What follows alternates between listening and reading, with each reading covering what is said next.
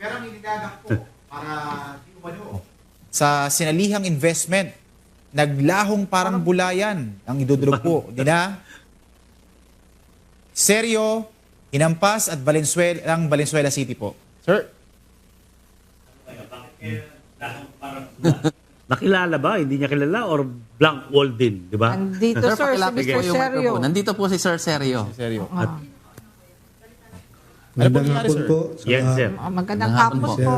Ma'am, sinubukan ko lang pagdulog dito kasi isa rin ako sa na biktima kay Jessica Hernandez Bacsal sa New Age Currency. Yun ang niya, company. Nung unang pagsali ko, sir, medyo okay pa naman. Mag-abot ng 4 na buwan, di parang nainganyo rin yung mga pinsan ko, kapatid, kasi nakapi-out man ako.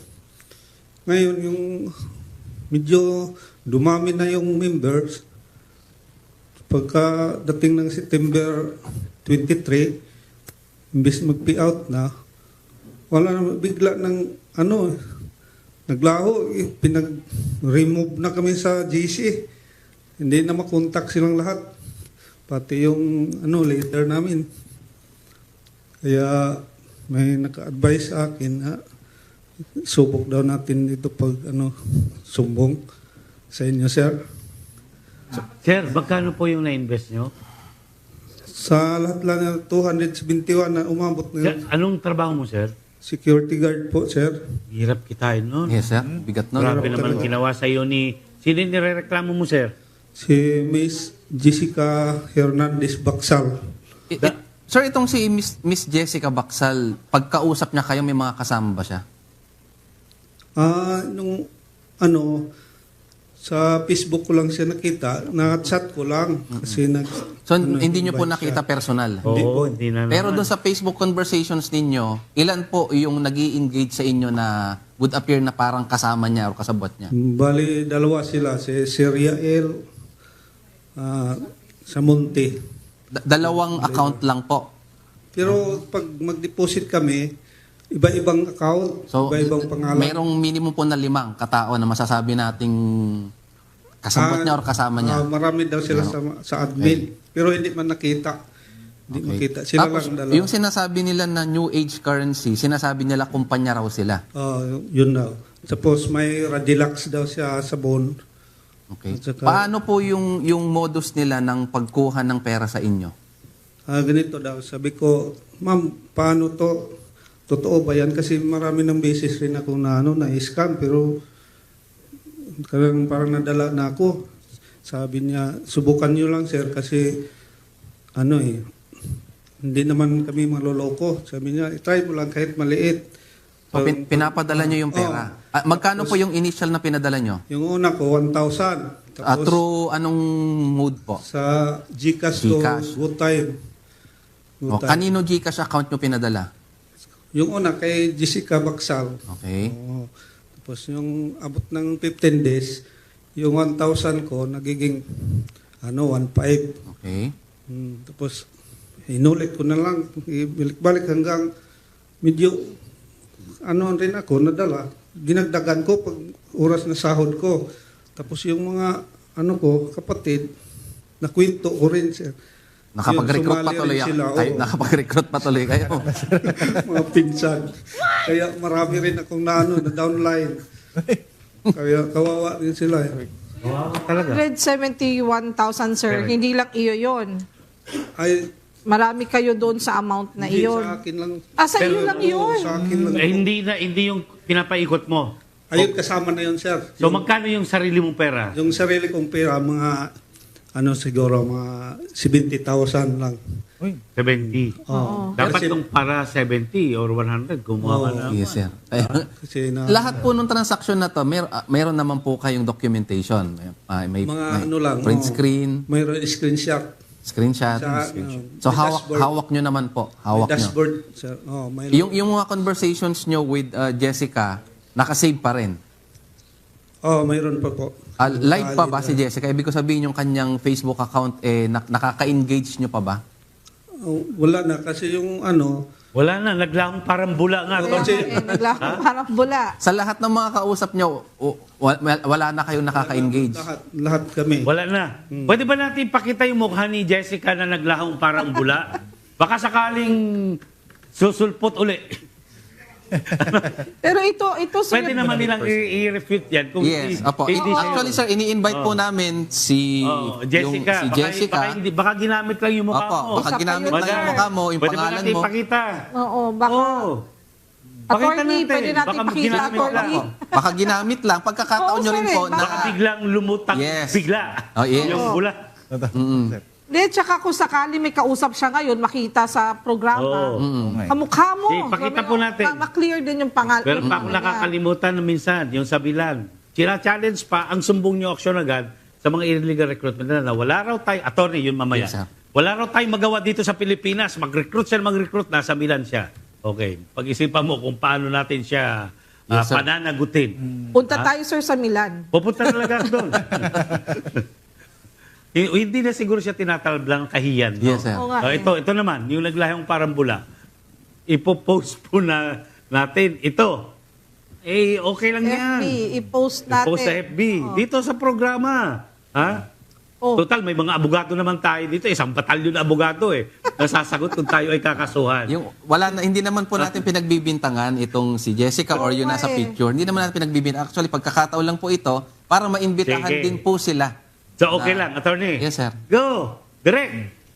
Hindi, tsaka kung sakasakali, sir, na picture mo yun, tapos hindi ikaw yung Jessica, Oh.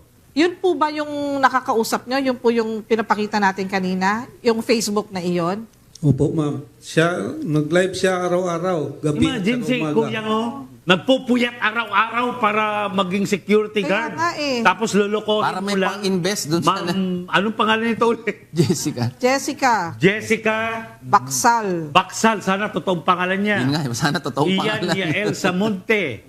New Age Currency. Currency. Oo. Grabe. Pag ganito, attorney, hindi lang si Sir Sergio ang ano.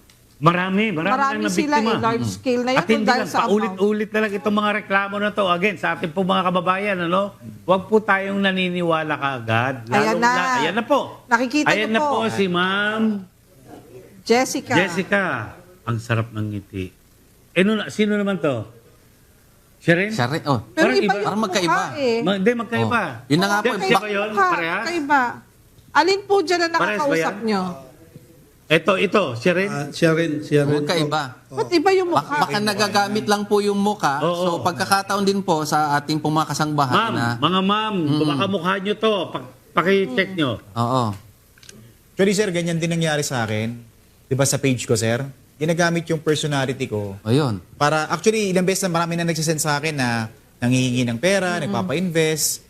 Syempre, dahil kilala po tayo ng mga followers po natin, nagme-message sila sa akin, sir, ginagamit yung mukha po ninyo.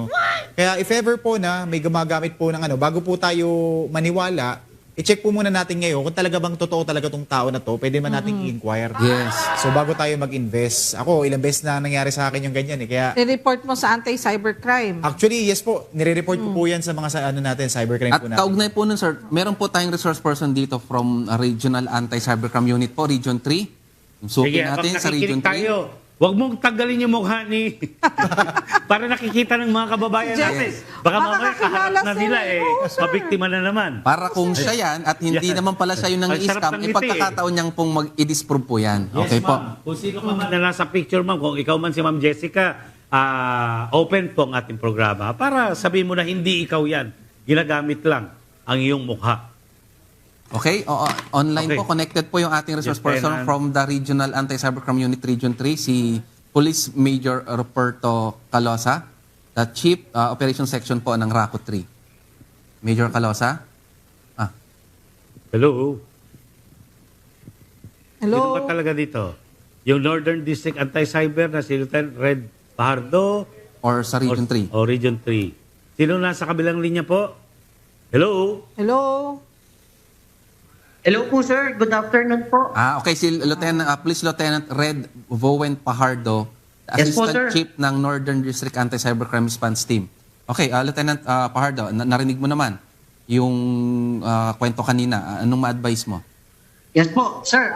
Good afternoon po, sir and ma'am. Lalong-lalo na po sa mga kasambahay na nakasubaybay po sa ating programa. Sir, base po sa nakita kong detalye, patungkol po kay Sir Sergio, siya po ay nabiktima ng isang investment scam po. Ngayon po, sir, kung mapapatunayan po yan, estafa po ang violation, which is the Article 315 po in relation to Section 6 of 10175 po. Dahil po online po nangyari ang mga transaction po.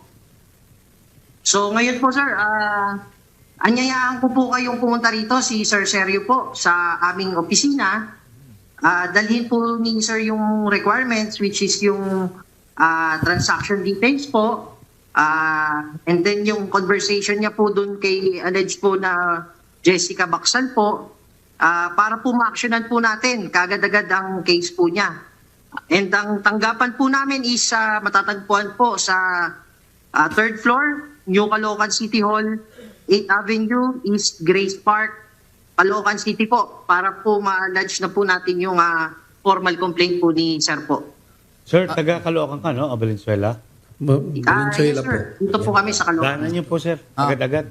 Lieutenant Pardo, pag nagpunta sa iyo si Sir Sergio, pakitignan mabuti yung kanyang mga documents and other pieces of evidence. Baka sakaling maipasok natin sa syndicated estafa din, ha? Yes po, sir. Tsaka, o kaya, kung hindi man sa syndicated, at least sa large-scale estafa. But I'm sure, Yes po, sir. attorney, maliban kay Sir Yes, sir. Sergio, Yun nga po, sir. marami pang mga biniktima nitong si Jessica. Jessica, and Baksal. company. Oo. and company. I'm assuming po na mayroon at least Yan, yung mga maraming at po kayo, least sir. five. Diba may downline ka?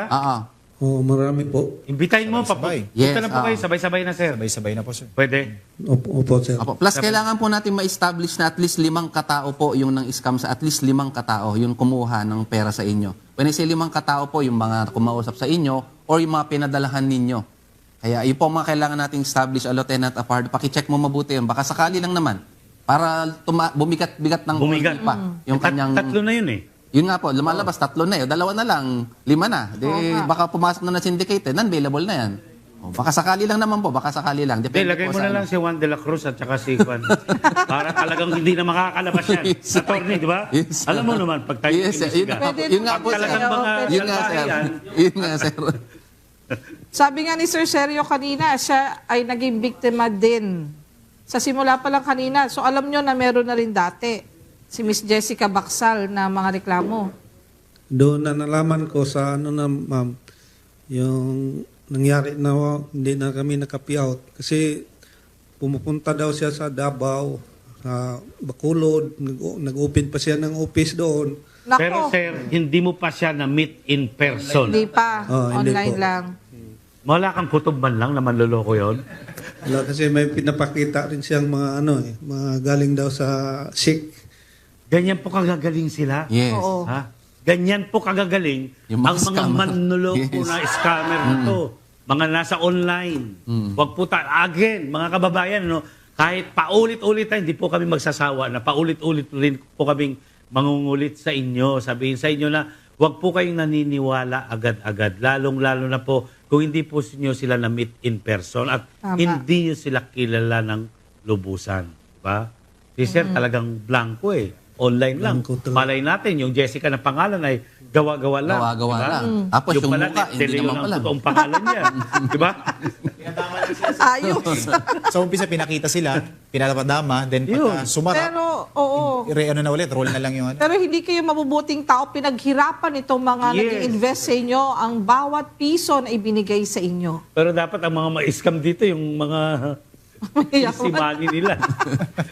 Sir, makakapunta po ba kayo kay Lieutenant Pajardo? Kailan po kayo makakapunta po sa kanya? Pwede ngayon, sir. Yan, oo. Lieutenant Pajardo, anong instruction mo kay Sir Sergio? Hello? Lieutenant Pardo, nawala Lieutenant na si Pardo, Red. hello? Naputol. Oo. Anyway, Action Center, papunta na si Kuyang doon. Okay? Nagtatrabaho ka pa, sir, ngayon?